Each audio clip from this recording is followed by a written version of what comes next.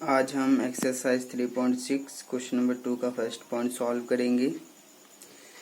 इसके first point को solve करने के लिए हमें एक फॉर्मूला यूज़ करना है और वो फॉर्मूला है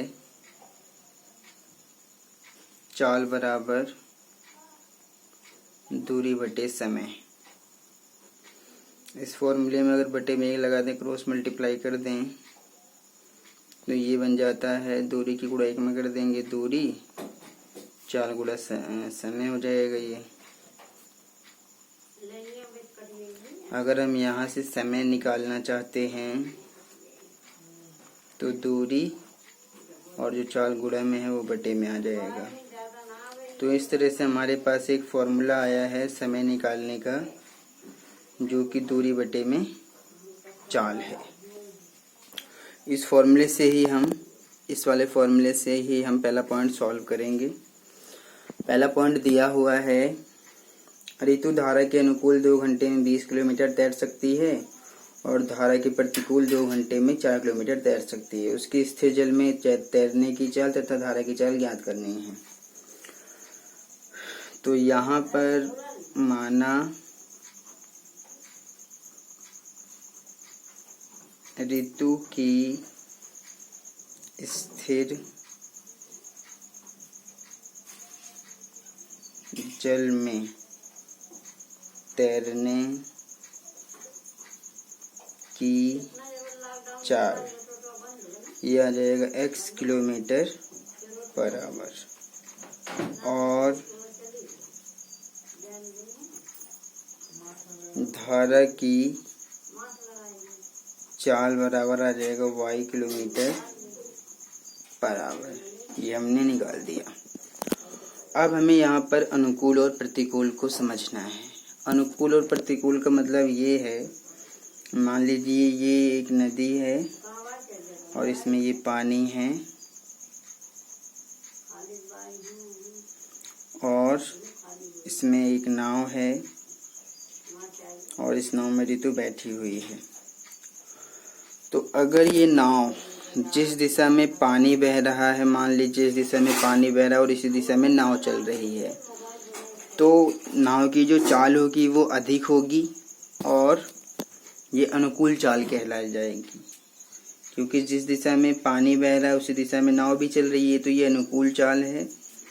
और प्रतिकूल तब होगा जब उल्टे दिशा में नाव चलेगी। मान लीजिए पानी इस दिशा में बह रहा है और नाव उल्टे दिशा में चल रही है, तो इसे बोलेंगे प्रतिकूल चाल।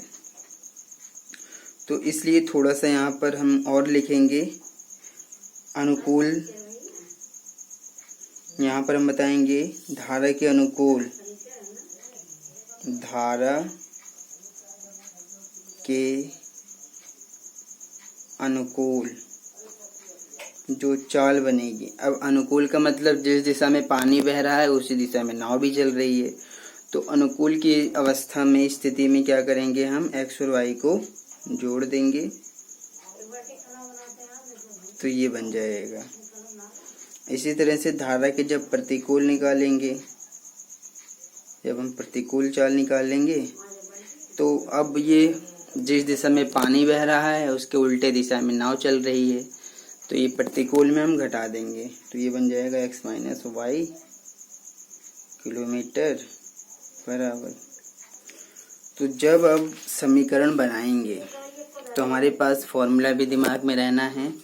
कौन सा फॉर्मूला? ये वाला, समय बराबर दूरी बटे चाल। मैं इस फॉर्मूले को एक बार और लिख देता हूँ, समय बराबर दूरी बटे में चाल।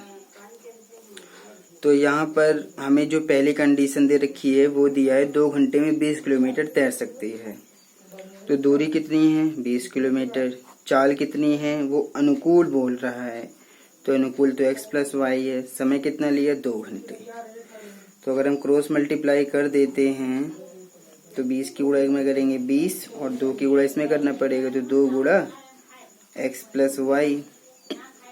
तो x प्लस वाई बराबर आ जाएगा 20 और 2 बटे में जाएगा, इसको काट देंगे तो x प्लस वाई बराबर 10।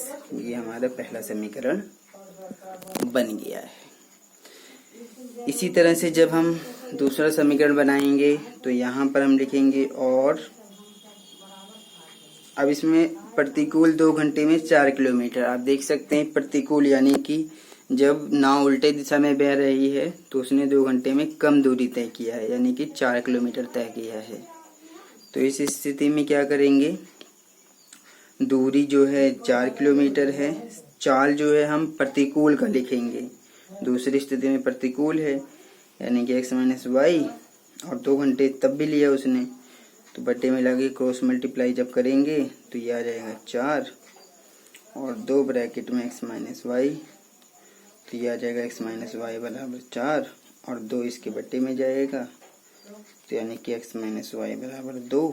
ये हमारा दूसरा समीकरण आ गया। तो अब हमारे पास पहला समीकरण दूसरा समीकरण दोनों हैं, तो अब इन दोनों को हम विलोपन विधि से हल कर सकते हैं। तो जब हम विलोपन विधि से हल करेंगे, विलोपन विधि से, तो पहला समीकरण है x प्लस वाई बराबर 10, पहला समीकरण है। दूसरा x माइनस वाई बराबर 2, ये दूसरा समीकरण है। तो आप यहाँ पर देखेंगे कि y के गुणांक बराबर है और ये कट भी रहे हैं, तो यहाँ पर y से y कट जाएगा, निशान बदलने की जरूरत नहीं है, तो हम लिखेंगे जोड़ने पर।